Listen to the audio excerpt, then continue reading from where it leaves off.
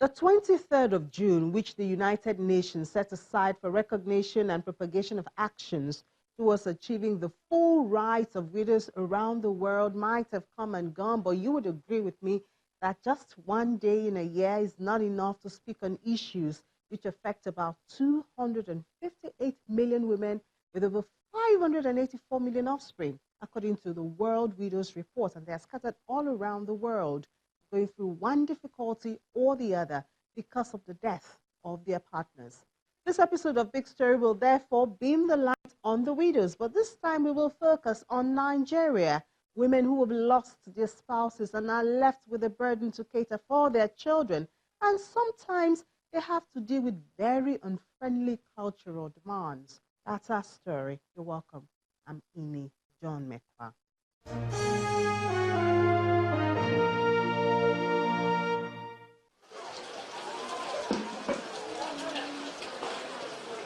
Widowhood has not treated Veronica Peter well. It's been 6 years since her husband died of hypertension, according to her, without pre-knowledge of the health challenge.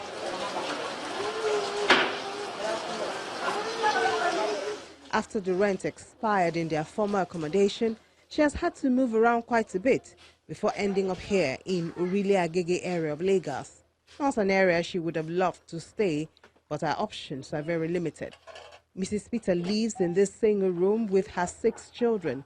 4 of them were born before the death of her husband, the late Amos Peter, and 2, a set of twins, 3 months after the death of their father. After my husband died, I didn't have money to pay house rent. That is how the man gave me quick notice. From there, here and there, I pack come off for there. The house I enter again. The man has been asking me to go out with him. As I did not agree, he started fighting me. After 1 year, he pushed me out. Before I rent, even the rent of this house, I borrowed money. That is 86,000. I pay 40,000, remain 46 now. This one too expire. That is July 31st. I'll pay the house rent for this place where we are now. Since when my husband died, it has been here for me and my children. Properties from their former house, which was bigger than this one, occupies most of the space here, and 7 of them have to fit into the leftover space. Sometimes, even though there is light, fan blow, it's like we are inside oven. Sometimes, everything is like, everywhere is bumping, as in, it's like the room is not accommodative.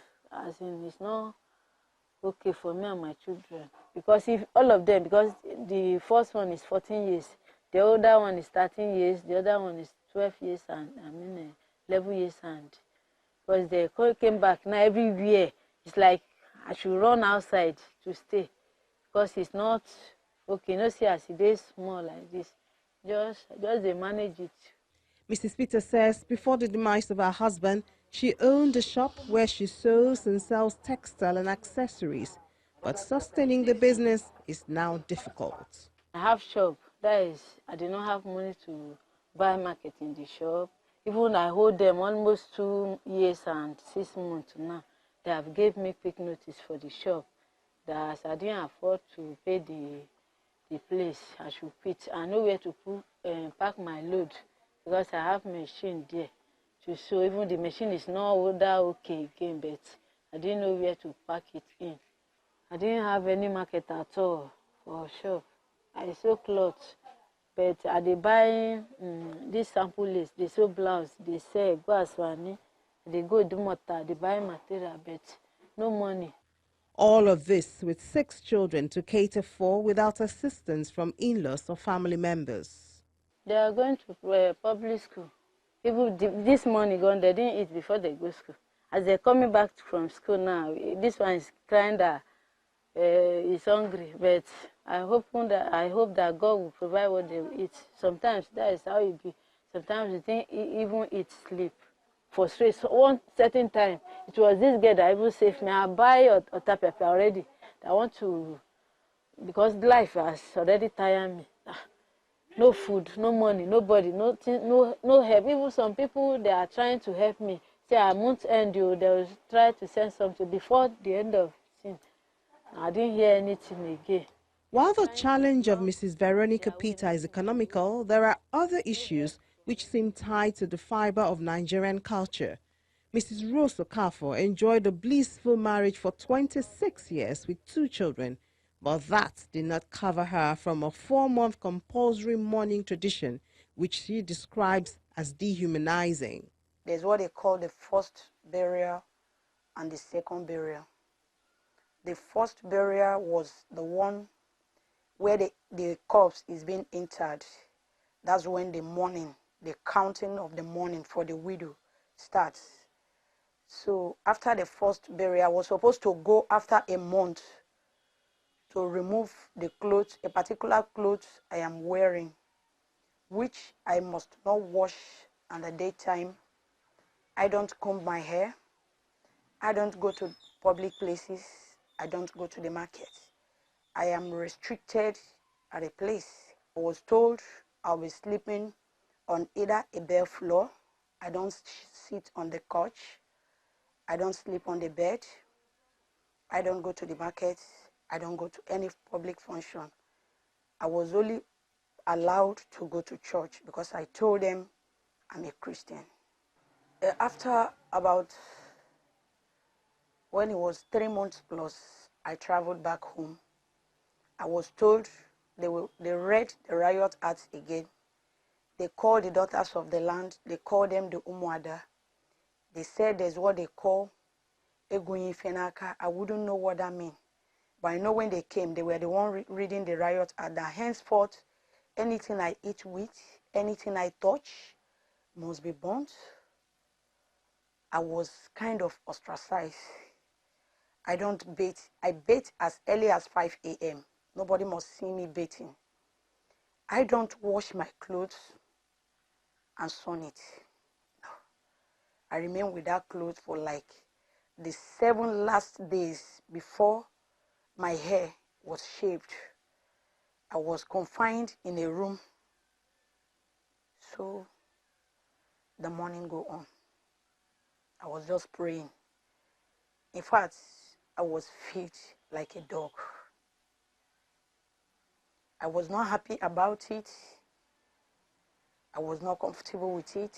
But I was told if I don't, I and my children will be banished out of the land. So I asked and I was told to do it. That is a kind of playing your innocency in the death of your husband. Interestingly, in the same area, men who lose their wives are not subjected to the rigorous mourning process. At most, their movement and socialization is restricted to their immediate environment for about a month, after which they can continue living normally. They built an hut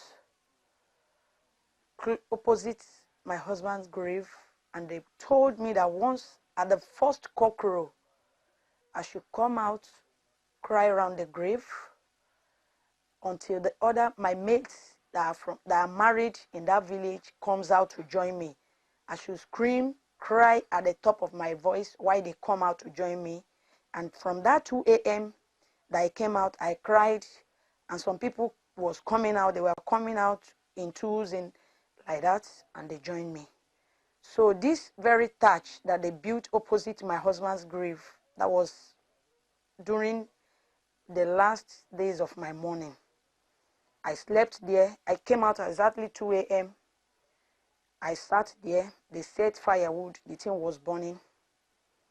I was told never to move out. I must not go out of that place until my hair is being shaved. But I wasn't cool with it. I sat there all through from 2 a.m., don't forget, till about 4 p.m. when the daughters of the land came to shave my hair. I told you they set a fire burning right in front of me. I was asked to pull my pants, everything I was wearing, including my undies. As I was pulling, they were throwing it inside the fire. They shaved my hair. They threw it inside the fire. They shaved everything, threw them inside the fire, both the clothes. I was just left with the one I'm tying on my chest. So they brought out plastic. They asked me to bathe outside there. 4 p.m., like I said. That is Nigerian time. So I asked why. Can't I just use the bathroom? They said no, that this is a sign that I have severed the relationship. I have bathed off the last contact, the body contact I have with my husband. It must be done publicly because the marriage was constituted publicly. So they have to do this publicly. Matters get even worse for Mrs. Okafor as she lost her daughter 9 months after the death of her husband, and she says she's had to bury her daughter alone. Now she lives in a room apartment with her only surviving son and says there's hardly any concern to their welfare shown by her in-laws. And it's not up to 4 months that I finished mourning. I lost my daughter. The Convention of the Elimination of All Forms of Discrimination Against Women, adopted in 1979 by the United Nations General Assembly, which Nigeria is a signatory to, is often described as an international bill of rights for women, and it seeks to ensure elimination of all acts of discrimination against women by persons, organizations, or enterprises. There's no doubt about it that there are lots of harmful traditional and cultural practices that are demeaning widows. And widows have been disrespected. They've suffered all sorts of discrimination. Some of them have been ostracized. A lot of them got depressed. And finally, we even had one that committed suicide. Widowhood rights, their rights are just like human rights. And those widows out there should know that there's a fundamental human right that is enshrined in our Constitution, that right of dignity, that right that one cannot lose one's self-esteem and confidence. So rights that for a widow to be kept in a place, it's not going to bathe, not going to see any sunlight. You use old plates, old dishes that are not good to serve such a widow food. So that person has a right. That person should insist that there's that right of dignity. There's that fundamental human rights of freedom that she can move, she can decide to go to the church, she can decide to go to the mosque, she can interact with anybody. And widows are not properties that one could acquire. And I think that what has kept this barbaric practice ongoing is the fact that a lot of our widows keep mute. And I tell our widows, silence is not golden. They must speak up. If they go through excruciating difficulties, at the end, if such a widow dies, such a person must be branded as a witch. So the moment you know that all that is enshrined in our Constitution, all the freedom that we have, the widows are entitled to such. Is it inheritance? Is it movement? Is it the right to say, no, I cannot be acquired? I have a right, I want to live my life. And it doesn't necessarily mean that because the husband of a particular woman dies, the younger brother or another person will go and acquire such a person. So we have even property. There is, inheritance too, I want. And we always encourage some of our women to that. When they get married, let's try as much as possible to formalize the relationship. Because if it is not formalized, when anything goes wrong, God forbid, then that a person, in such a situation, such a person cannot have anything to hold on to. That is in terms of law, except some of the interventions through the religious circle, to just plead to the conscience of those people that we cannot let this woman go without anything. The United Nations says that nearly 1 in 10 of the over 258 million widows in the world live in extreme poverty, and this is not because the women are not hardworking, but it is birthed from incidents such as the experience of Mrs. Blessing OSAZUWA, who says that although she was the next of kin to her husband who worked in a bank for 10 years before he died, her in-laws cheated her out of the money which could have served as a foundation to begin life with and had 2 children. A week after they buried my husband on a Monday because he's a young person. He died at 36. Because he's a young person, and they said, and he's the first son, the father called me that what they are going to give to me, the bank is going to give to me, they're going to do apportionment. He was meant to be paid some amount of money, and till now they did not pay. I was the next of kings. They had called me, signed the documents and everything.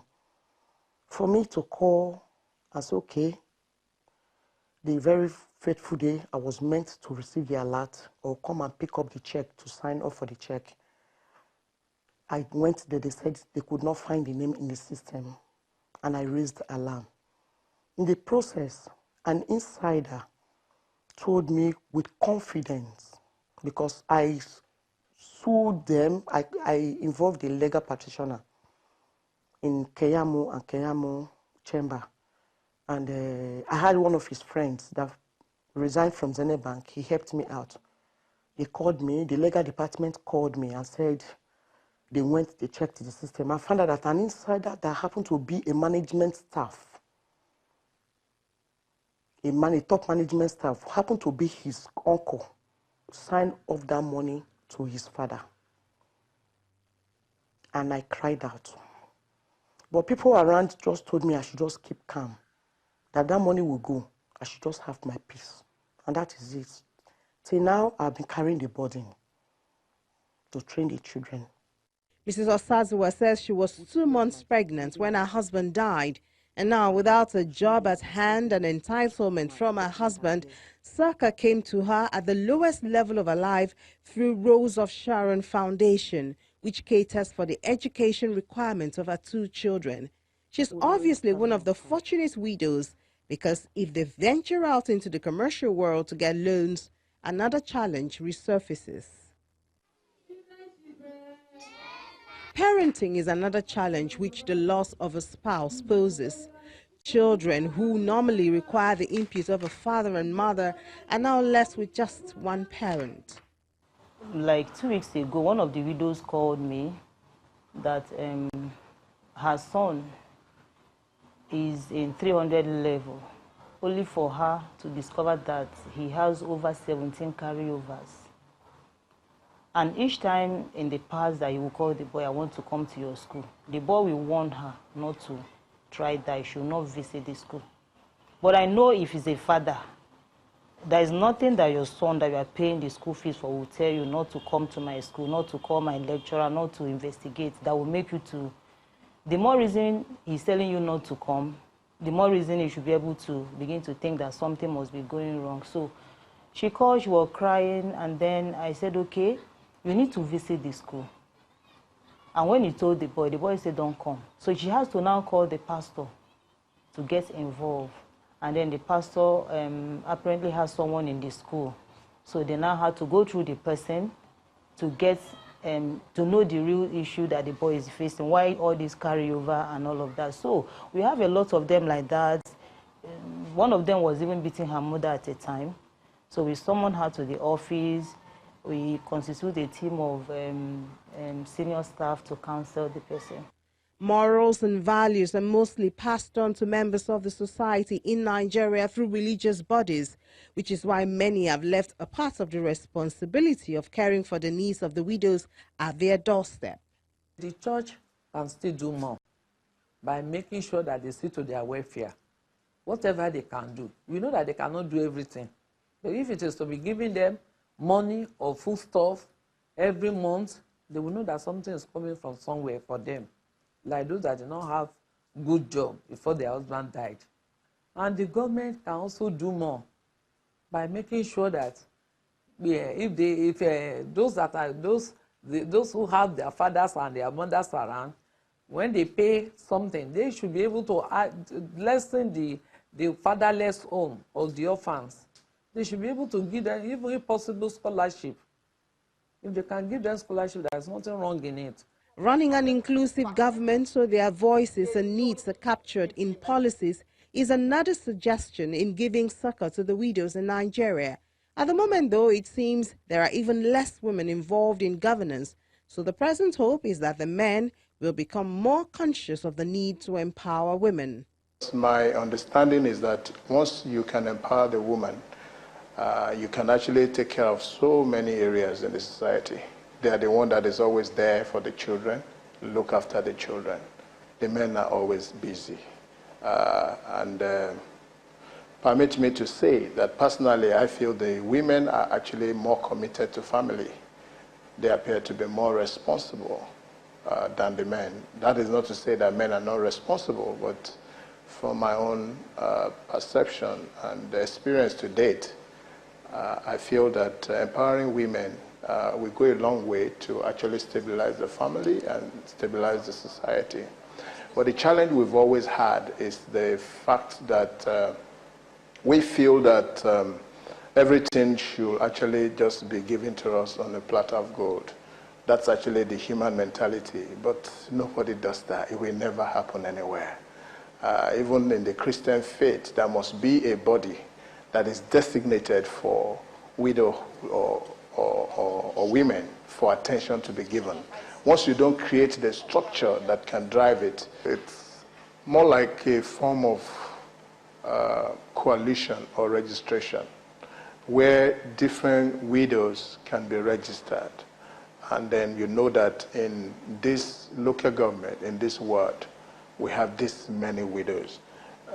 It's something that I know the faith-based organization have tried to do, but there's really no data to say, oh, we have X, Y number of widows.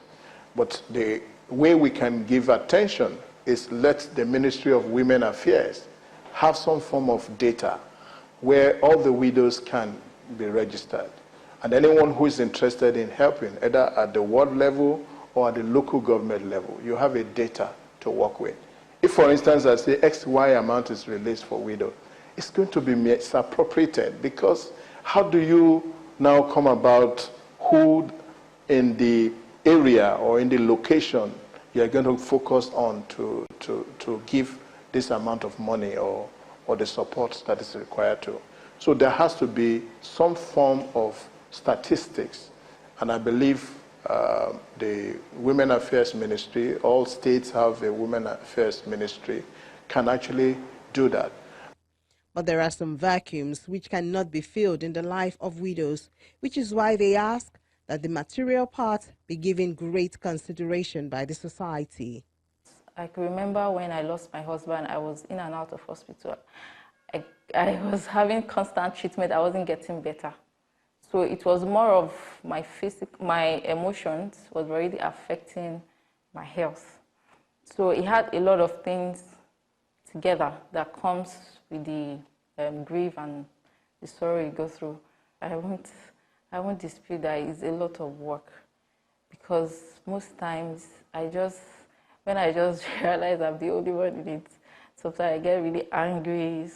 So I just have a lot of emotions that go through my mind. You know, looking at my boys, I feel they need a father figure, at least to guide them as well. I miss companionship. You know, you come home, nobody to talk to, just yeah, the kids. So most I just go into the room and just look for something else to do, at least to distract my mind. That's basically, I miss the companionship.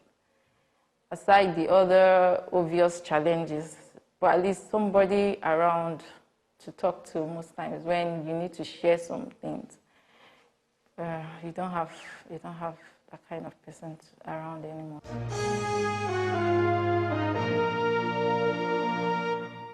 Many have also said that writing and implementation of wills should be embraced by more Nigerians. This would, to a large extent, protect the needs of especially the children in the event of the loss of a breadwinner. Well, that's our story for this episode. Don't forget that we always want to hear from you through our social media platforms, and you can watch even all the episodes of Big Story on Channels Television YouTube channel. Thank you for watching.